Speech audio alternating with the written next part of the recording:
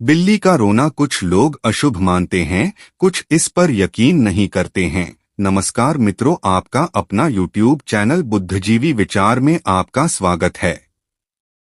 मित्रों, वीडियो को लास्ट तक देखें। दोस्तों, आज हम इस वीडियो में जानेंगे कि आखिर बिल्ली क्यों रोती है। क्या इसके पीछे का कारण हो सकता है कि क्या मृत्यु तो नहीं या कोई अशुभ समाचार हो सकता है। दोस्तों, बने रहे इसकी हकीकत कहानी जानने के लिए। दोस्तों, व्यक्ति हो या जानवर, रोना एक नेचुरल प्रक्रिया है। इमोशनली या कोई शारीरिक परेशानी होने पर आंसू निकालने वाली ग्लैंड एक्टिव हो जाती हैं। रोना एक नेगेटिव एनर्जी से जुड़ा चैप्टर भी है। कोई व्यक्ति रो रहा है तो उसे किसी हाल में अच्छा नहीं माना जाता, चूंकि पशु रोने को अभिव्यक्त नहीं कर पाता है। बस उसके हाव भाव से ही समझ सकते हैं कि वह संकट में है। लेकिन आज बात करते हैं कि किसी के रोने भर से किसी व्यक्ति का जीवन या कारोबार संकट में पड़ सकता है। बिल्ली के रोने को लेकर ऐसी ही तमाम तरह की बातें हैं। आज हम इसी को क्लियर करेंगे कि आखिर बिल्ली रोती क्यों है, क्या कारण है, क्या वाकई में शुभ और अशुभ होने का फंडा बिल्ली के रोने से जुड़ा है। दोस्तों, बिल्ली के रोने के पीछे कई कारण हैं। परिवार से अलग होने के कारण भी बिल्ली रोती है। बिल्ली को लोग पालने के लिए घरों में लाते हैं, तब बिल्ली अपने परिवार बिछुड़कर आती है। उसे लोगों से मिलने जुलने में समय लगती है। अकेलापन महसूस कर वह रोने लगती है। इन्हीं कारणों की वजह से बिल्ली तनाव में रहती है। बीमार होने पर पशु, पौधे हो या व्यक्ति, सभी बीमार होते हैं। बीमार होने के लिए व्यक्ति शब्दों से अपनी परेशानी कम्युनिकेट कर देता है, जबकि पशु रोकर या आंखों में पानी लाकर अपनी परेशानी बताता है। बिल्ली भी रोकर अपना दर्द बताने की कोशिश करती है। दोस्तों, उम्र बढ़ने पर लोगों की तरह पशुओं में भी शारीरिक दिक्कतें बढ़ने लगती हैं। उनमें कई तरह के चेंजेस देखने को मिलते हैं। उम्र बढ़ने के कारण बिल्लियां परेशान रहने लगती हैं और वह रोना शुरू कर देती हैं। दोस्तों, बिल्ली प्रेग्नेंट होने की कंडीशन में बिल्लियों के बॉडी में कई बदलाव देखने को मिलते हैं। उन बदलावों को झेलने में बिल्लियों को परेशानी होने लगती है। इसी कारण वह टेंशन में आ जाती हैं और रोना शुरू कर देती हैं। भूख लगने पर बड़े व्यक्ति तो नहीं रोते, लेकिन बच्चे जरूर रोना शुरू कर देते हैं। ऐसा ही पशुओं के साथ है। बिल्ली को जब भूख लगती है तो वह रोना शुरू कर देती है। क्या रात में सही में ज्यादा रोती हैं बिल्लियां? जानकार इसका जवाब देते हैं कि लोग बिल्ली पालने के शौकीन होते हैं। बिल्ली घर में नई आती है तो दिन तो परिवार के लोगों के साथ निकल जाता है। रात में अकेला होने पर वह बेचैन होने लगती है। इस कारण वह रोने लगती है। रात में बिल्ली के रोने के पीछे शुभ अशुभ होने का फंडा भी जुड़ा है। हालांकि कुछ लोग इसे मानते हैं और कुछ सिरे से नकार देते हैं। माना जाता है कि बिल्ली का रोना एक नेगेटिव एनर्जी क्रिएट करता है। यह परिवार के सदस्यों की हेल्थ, परिवार की ग्रोथ की लिहाज से बिल्कुल ठीक नहीं है। तंत्र मंत्र की साधना करने वाले बिल्ली को काली शक्ति का प्रतीक मानते हैं।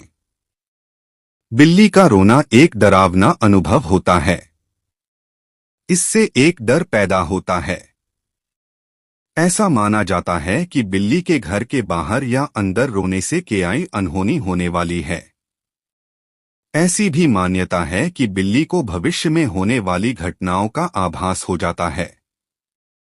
इसी कारण वह उस घर के आगे आकर रोती हैं। हालांकि शुभ और अशुभ के पीछे कोई साइंटिफिक लॉजिक नहीं है, इसलिए विज्ञान पर यकीन करने वाले इन बातों को नहीं मानते हैं। अगर आप बिल्लियों का रोना सुन लें तो आपकी रूह कांप जाएगी।